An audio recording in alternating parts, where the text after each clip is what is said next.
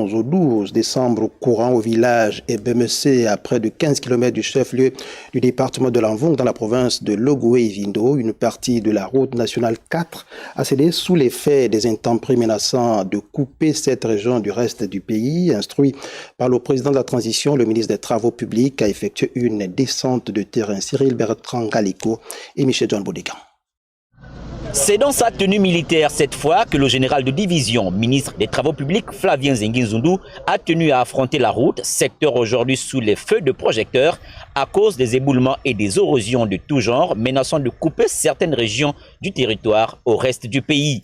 L'incident du village Ebemese dans le département de l'Anvong a amené le patron des travaux publics à faire une descente sur le terrain pour apprécier de lui-même l'importance de l'éboulement et de rassurer les usagers que le trafic n'est pas interrompu pour les passagers aussi bien que les gros porteurs transportant les vivres et les produits d'hydrocarbures. Le trafic n'est pas interrompu, Dieu merci.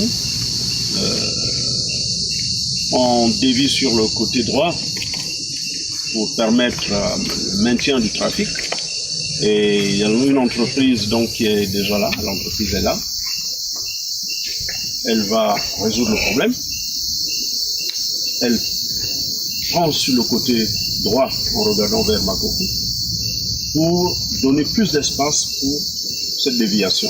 En répondant aux injonctions du président de la transition, la délégation conduite par le ministre des Travaux publics a emprunté la route nationale 3 partant du pont Alembe. Sur cet axe Alembe-Lopé long de 100 km, les travaux de traitement des points noirs et bourbiers sont réalisés par la Régie des Travaux publics, comme ici au kilomètre 25, où ce pont provisoire a été réalisé avec l'aide des forestiers.